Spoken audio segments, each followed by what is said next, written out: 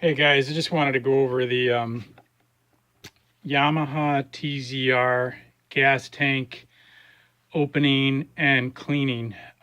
What was going on with this thing was that this is a bike I imported from Japan, and this is a 91, like I said, TZR tank and bike.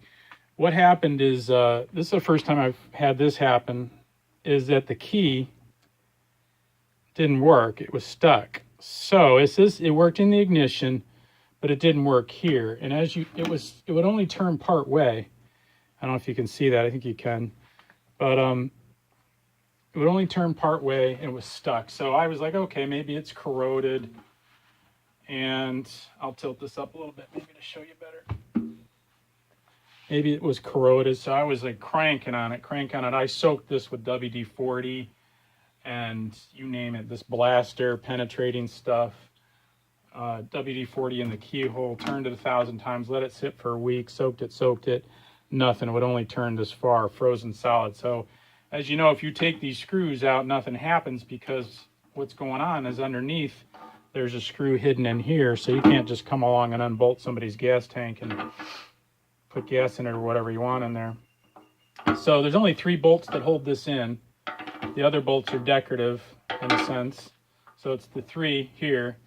Anyway, I cranked on this thing like crazy, couldn't get it, knew that it was locked, looked up all sorts of ways to do this, so I finally figured I had the wrong key.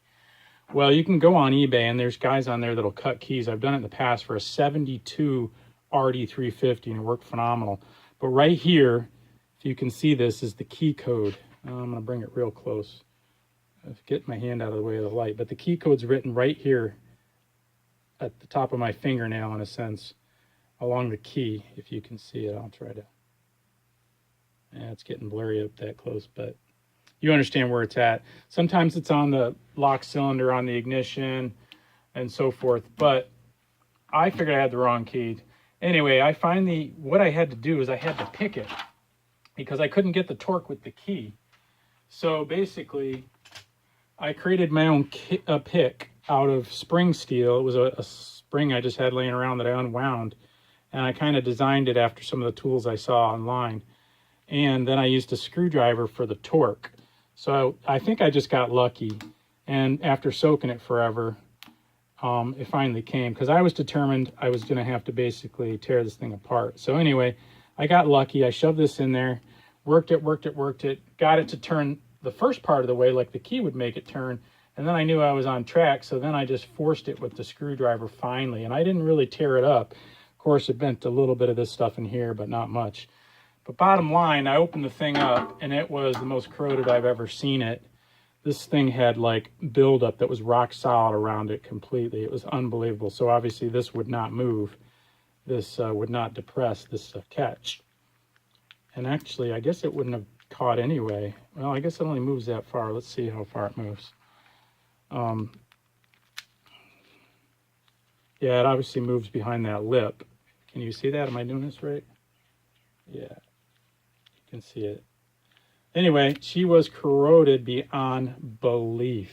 So I scrubbed the hell out of it, soaked it, and got her back in shape. So that being said, it's time to do the tank. The tank had, could be 20-year-old gas in it. Thing's been sitting around forever. The petcock was frozen. I'm soaking that now. Got new gaskets coming. And what I'm going to do is I'm going to use this Rust Dissolve from Rust-Oleum. I've used it in the past. I diluted it with water because I had to fill up the whole tank, but I'm pretty sure I used it in the past. I kind of lost track of what I used. I thought I wrote it down, but I didn't. It wasn't specific enough, but I'll let you know how I make out. But bottom line, hopefully I can help you with that, key theory and some gas tank cleaning. Take care.